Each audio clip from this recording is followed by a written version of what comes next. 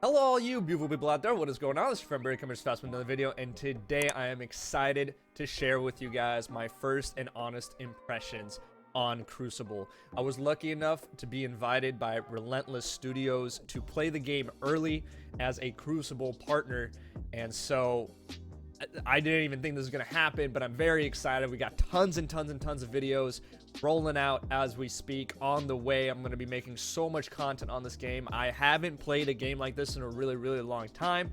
We're going to get deep into it here soon. So hope you guys enjoy. Hit that like button if you haven't already.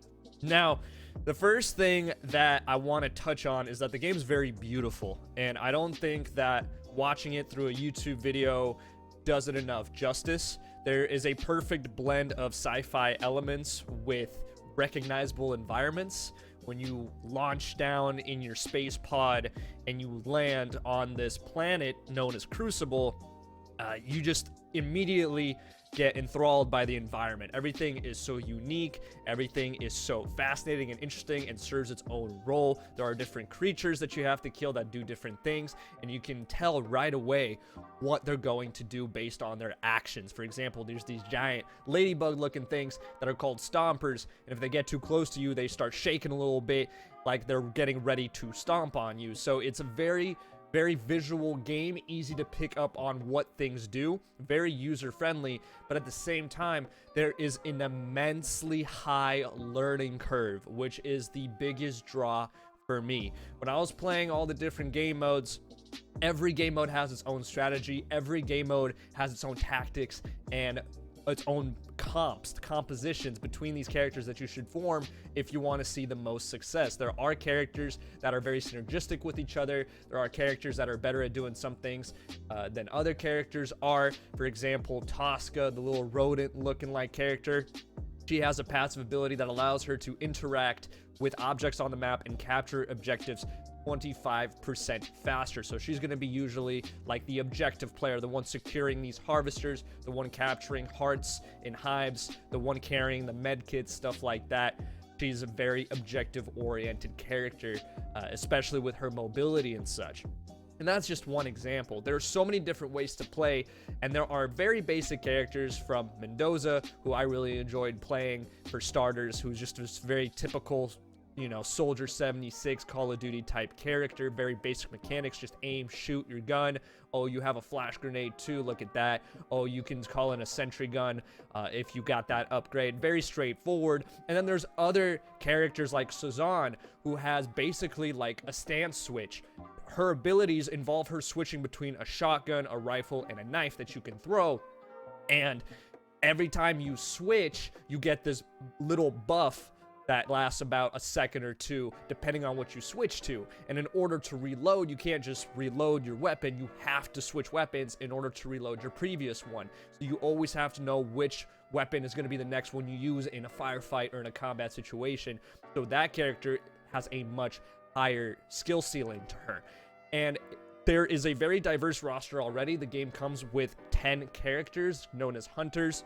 That's what they're called in this game. And there's just a wide variety. There's melee characters, there's tankier characters, there's characters that do more DPS, there's snipers, there's little bots that fly around and gas people and shoot out these little flower turrets. So there's a bunch of different playstyles, and I think if you try it, you'll find a character that you'd love to play day in and day out.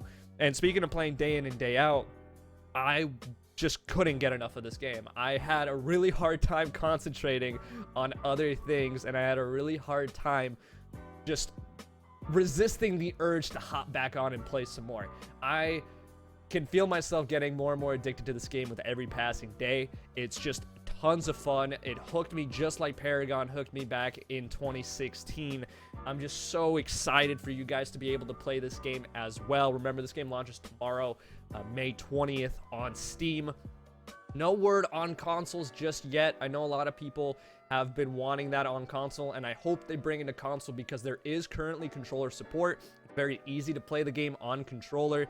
And so I really do hope they bring it over to console, and hopefully there's a large enough demand for Amazon to want to publish the game on console, because it's phenomenal, it's fantastic, and it's free to play. So as always, free to play models are really good on console as well. Tons of cosmetics, really pretty. There's no pay to win in this game. All the characters are unlocked from the get-go, so you could just go ahead and play your favorite character. Only thing you gotta pay for is skins. There's a battle pass system involved too, if that suits your fancy, but the game's completely free to play. You guys can just jump in and have a good time.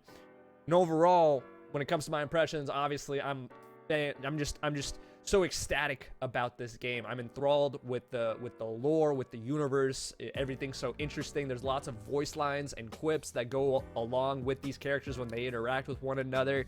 And I just want to learn more about this universe as well. Now, there are a couple things that kind of bother me a little bit that I hope they improve upon just a tad bit. But these are not game breaking. These should not take away from your overall experience. Just some little things that I kind of picked up on. First thing, this is just a personal preference thing.